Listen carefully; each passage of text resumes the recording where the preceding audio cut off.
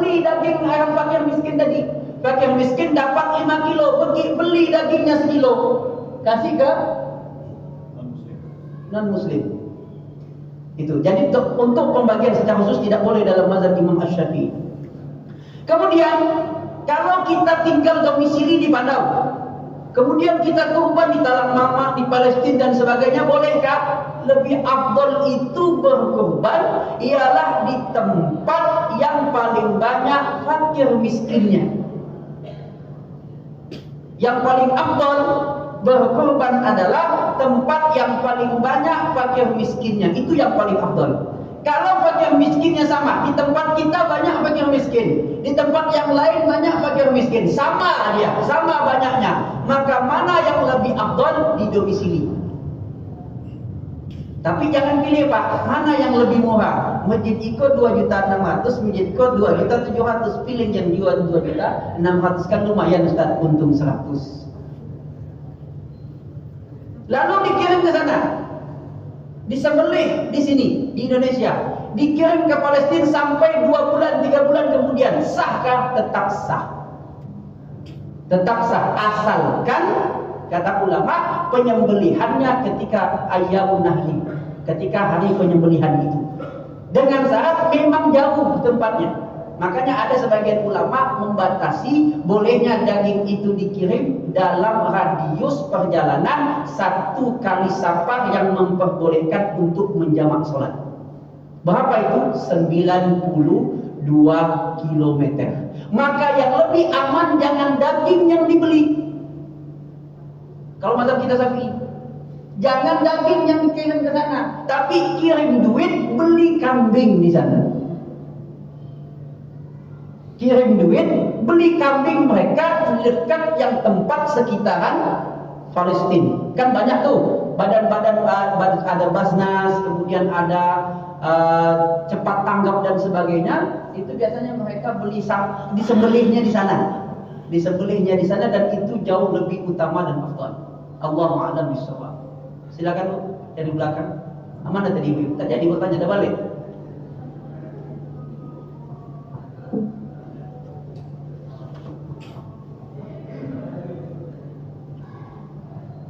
Bismillahirrahmanirrahim. Assalamualaikum warahmatullahi wabarakatuh. Waalaikumsalam warahmatullahi. Mau bertanya Pak Ustaz, mungkin di antara kami ada yang mau berkorban tapi tidak di tempat tinggal, mungkin kita kirim ke kampung atau ke daerah yang seperti yang sudah Ustaz jelaskan, tapi kita nggak menghadiri. Bagaimana itu Ustaz? Yang kedua, saya misalnya mau berkorban bukan untuk saya tapi untuk keluarga yang sudah meninggal. Terima kasih. Assalamualaikum warahmatullahi wabarakatuh. Kurban tidak di tempat domisili, kemudian kurban di kampung yang orang miskinnya lebih banyak, dengan catatan boleh 1 orang miskin di sekitar dia sudah dapat semua daging. Dia mau kurban di kampung, karena di kampungnya lebih banyak orang miskin dan jarang ada kurban di situ. Maka boleh, dengan syarat orang miskin di sekitar dia semuanya sudah dapat daging 1. Yang kedua, wajibkah dia menyaksikan penyembelihan kurban? Menyaksikan hukumnya hanya sunnah saja. Menyaksikan penyembelihan hukumnya sunnah, tidak wajib. Maka memberikan daging kurban itu kasih ke orang yang amanah. Jangan tukang ini Pak, tukang tipu, tukang tokoh orang. 2.600.000 dicarinya kambing yang harga 1.800.000. Nah, ini tak betul, tak amanah orang ini. Maka cari orang yang amanah untuk ngurus di sana. Jangan cari tukang tokoh, tukang pedagang yang tukang tipu tuh. Kita kasih 2.700.000, diberikan kambing yang 1.200.000. Berapa untuk kawan Pak? Dapat 4 kambing, dah bisa naik haji kawan tuh.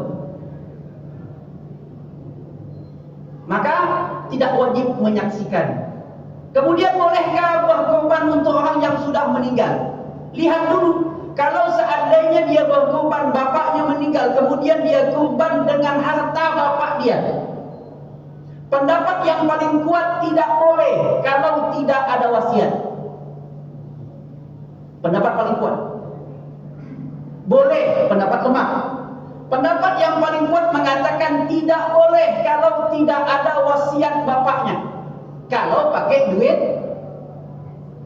almarhum, kalau pakai duit orang yang mati itu, Meninggal bapak tuh, meninggal kemarin, harta waris belum dibagi.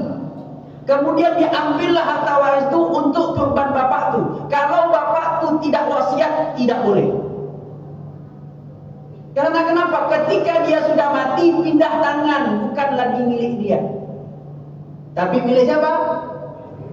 Ahli waris.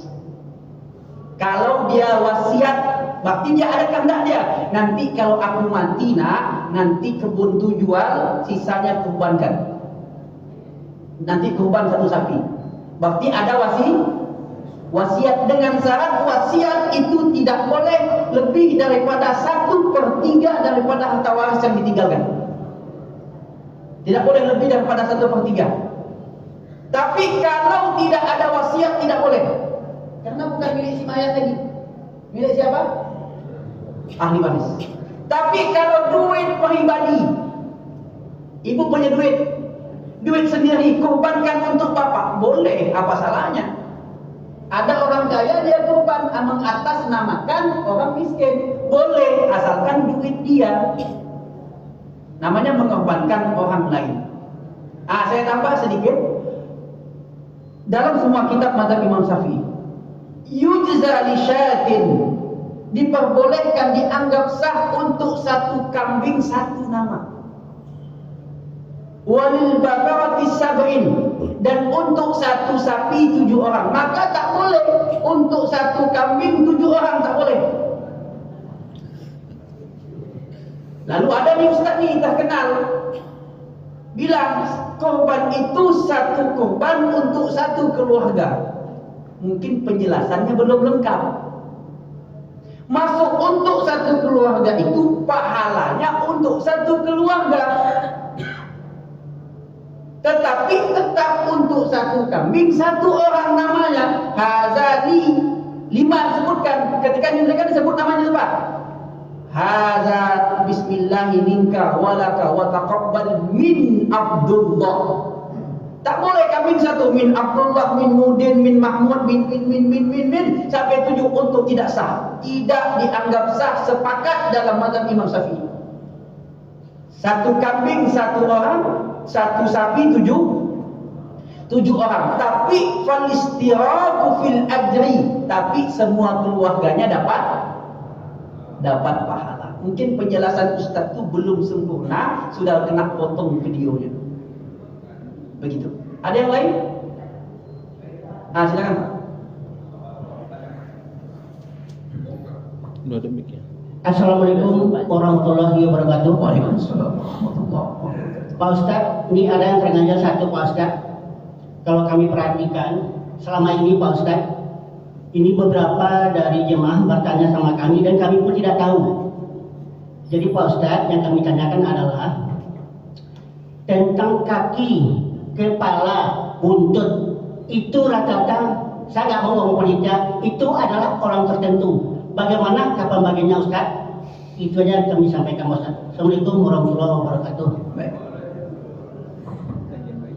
Kalau pembagian kaki, kepala dibagikan sebagai upah, haram, tidak boleh.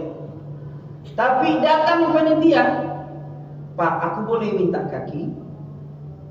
Kata yang 7 orang, boleh, silahkan, ambillah kaki Pak. Maka bakti yang korban mengasih kaki sama bapak itu, boleh.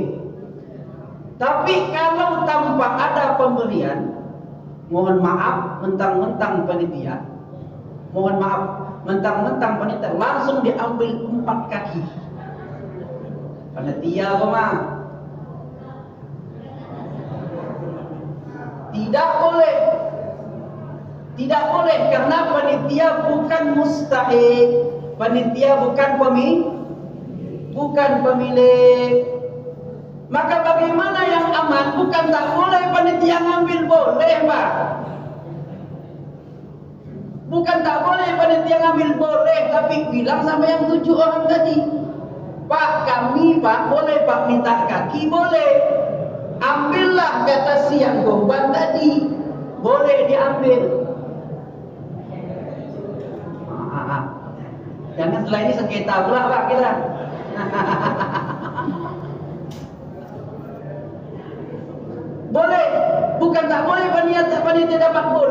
yang tidak boleh itu kalau tidak ada akad serah terima dari si pemilik korban. Tapi makan daging ini jangan terlalu banyak Pak, tak sehat. Boleh Pak. Tapi kalau dijadikan upah tak boleh. Jadi upah tidak boleh. Ada pertanyaan lain sebelum terakhir tutup? Ada lagi? Bapak Ibu? Tuh ibu belakang terakhir. Saya jangan ke sini, banyak-banyaklah bertanya.